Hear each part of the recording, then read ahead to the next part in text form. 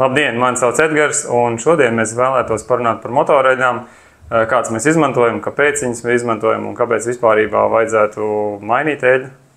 Ne galīgi garām, jo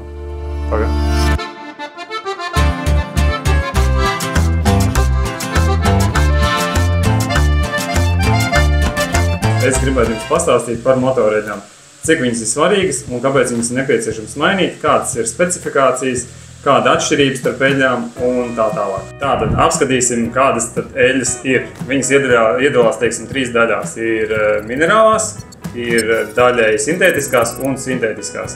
Tātad minerālās biežāk izmanto vecajiem automobīļiem, kas ir 90. gadu kaut kādi tur mašīnas, kurām tā slodze ir tāda, kāda viņi ir dzelzs kārtīgs. Tad ir daļēji sintētiskās, mēs izmantojam mašīnām, kurām tā slodze nav tik izteikta, teiksim, tā ir ikdienas mašīna, kuru mēs braucam, bet viņa ir tāda, reāli, parasta mašīna, kas ir Golfs 4. un tādas mašīnas. Un tad ir, teiksim, sintētisko mēs izmantojam vairāk mašīnām ar turbodzinējiem, dīzels kārtīgs, tur gribi uzturēt to mašīnu labā stāvoklī, labu eļļu. Protams, katrai ir cena atšķirība, ko mēs pēc tam arī paskatīsimies, bet vairāk vai mazāk mēs šobrīd esam tajā gadsimtā, kad mēs lietojam sintētisko eļļu, pilnu sintētisko eļļu, jo tās vecās mašīnas vairs mums ir ļoti maz palikušas, līdz ar to viņi tur izmantot baigi nav. Kāds izmanto, bet, teiksim, mēs ļoti reti. Tālāk pastāstīsim par viskozitātes klasēm. Tātad viskozitāte viss, kas ir, teiksim, 5V30, 10V40 un tā tālāk. Protams, jālej mašīnai to, ko ražotājs ir noteicis. Pie tā ir jāpieturās, tam ir katalogs, pēc tā arī skatāmies. Nedrīkst ticēt kaut kādam koļam, kas ir pateicis, ka tev būs labāk 10V40 vai gan 5V30 eļļu. Tev ir jāskatās pēc tā, ko piedāvā katalogs. Tā viskozitāte ir diezgan svarīga tavam auto, jo tas ietekmē arī ziemā, kā tā mašīna strādās, kāds dzinējs strādās kopumā, kāds nodulums. Nevar liet vienkārši to, kas tev ir mājās. Sekojam līdz katalogam, ja neziniet, droši zvaniet mums, mēs izstāstīsim, mums ir katalogs, pastāstīsim to visu, bet nelējam visu, kas ir garažā. Kas notiek, ja mēs nemainam eļļu?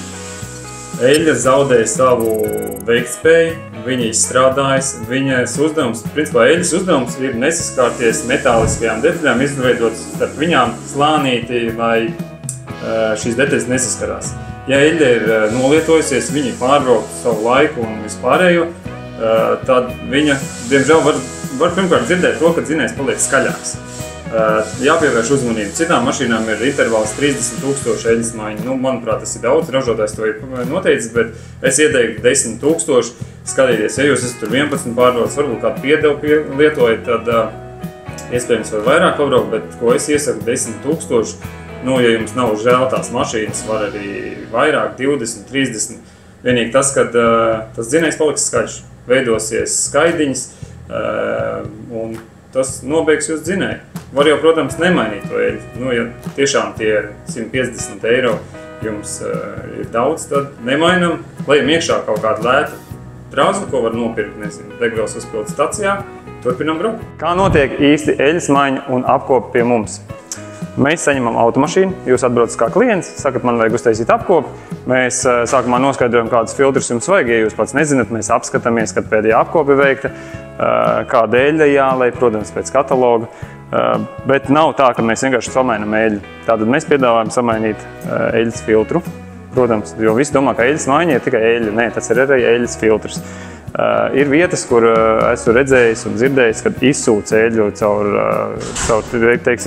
caur šo vietu. Baigs stulbi.